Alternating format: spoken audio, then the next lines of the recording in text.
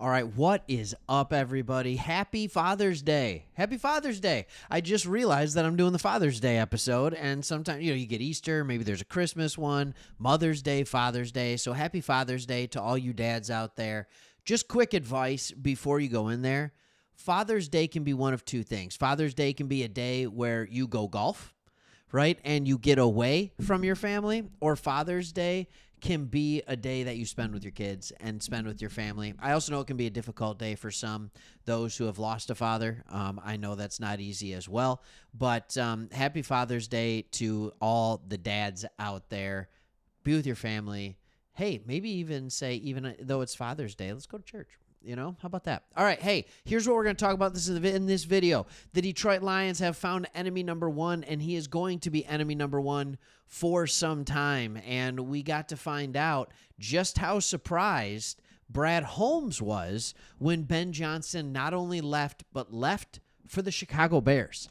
He said this in a recent interview with Long, all right, and this is really, really interesting. It was the Green Light with Chris Long podcast. He actually does a really good podcast. But anyways, with that being said, we're going to get into some of the quotes on that. We're going to get into why I am going to make an argument, again, that, hey, losing Ben Johnson will not slow down this offense. Hey, you got this shirt on. Hey, I said Father's Day. Happy Father's Day. I went golfing yesterday with my son. He's only 7 years old. Took him out for the second time. It was a blast. So if you're gonna go golfing, maybe take your kid. All right. Hey, let's read some of this. All right. I got some stuff for you. He was happy about Johnson's success. Holmes suggested while appearing on the Green Light and Chris Long podcast Thursday that he was surprised that Johnson landed with a division rival. So I wondered about this. I wondered if, hey, is this public enemy number one? What does this look like? I don't know. But it looks like it was more of a surprise than we thought. It seemed like everybody should have known. But did he leave in a weird way? I don't know. Here's what he said. He said, this is Brad Holmes saying, I was thinking Chicago would have probably been the last destination. Or I was probably hoping that. Probably. This is what Holmes told Long. He said, but no, I really didn't know that was happening until he accepted the job, and we had a little talk briefly before he left. Then he backed it up by saying, I was happy for him, man. I mean, he is a heck of a coach, man, and they have a really good one up there. But yeah, it's just like, man, why Chicago? All right. How does it make you feel to know that the GM of the Detroit Lions went through the exact same emotions that every single one of us went through? He didn't know. And then we all knew Ben Johnson was probably going to go. He knew Ben Johnson was probably going to go. But he didn't know he was going to go to the Bears. And then you find out it's the Bears. He found out when all of us found out, apparently. He said it right here. He said, I really didn't know that was happening until he accepted the job. And then they had a little talk briefly before they left. So Brad Holmes was us. And then after you find out that it was Chicago, it's why Chicago?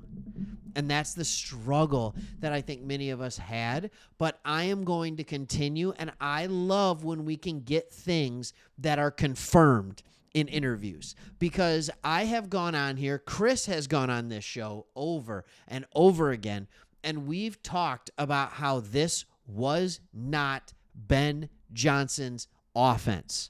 He called the plays, and he ran Dan Campbell's offense.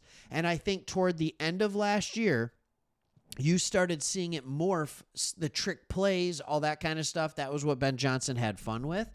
Probably because he was being reined in the other areas by Dan Campbell, so he didn't have to think as much about him.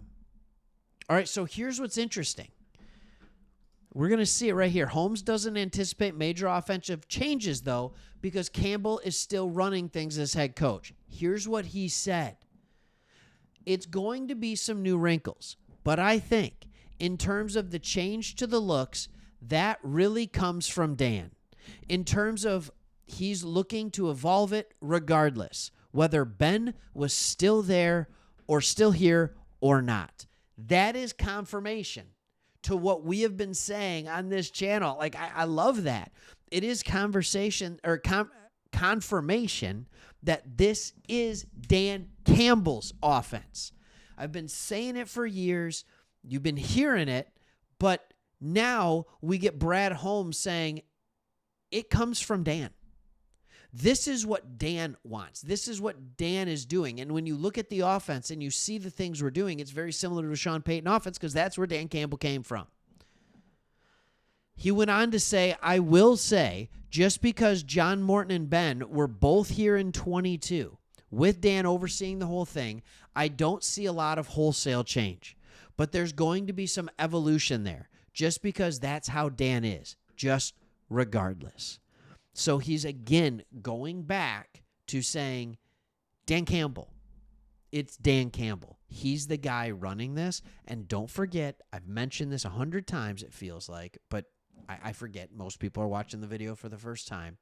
Dan Campbell called the plays in the back half of his first year as coach. Remember the year we went like 3-13-1, and our offense was terrible for the first half of the year? Then Dan Campbell takes over, and play calls in the last 6-7 games. All of a sudden, with zero talent, the offense starts to click a little bit, doesn't it? Starts to click. Well, that's because he's calling it. Yeah, Ben Johnson was the pass game coordinator. All right, we had a run game coordinator. But Dan Campbell was calling the plays. So he's always been there. Look at the sideline. Go back and watch games from last year, the year before. Dan Campbell has a massive play sheet that he's looking at every single time Ben Johnson's calling plays. I guarantee you Dan Campbell overrode some of those plays. Guarantee it.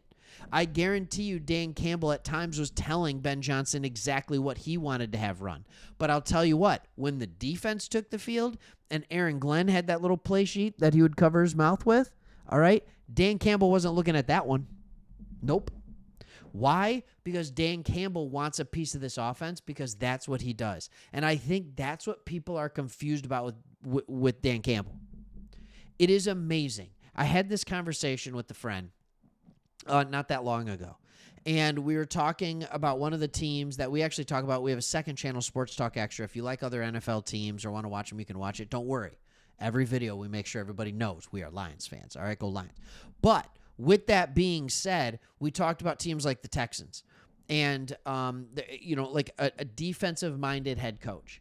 And how even if you have offensive weapons, even if you have offensive firepower, you can lose that consistently because the hot offensive coordinator, right? If they're really good, they go. If they're not really good, do you want them anyway?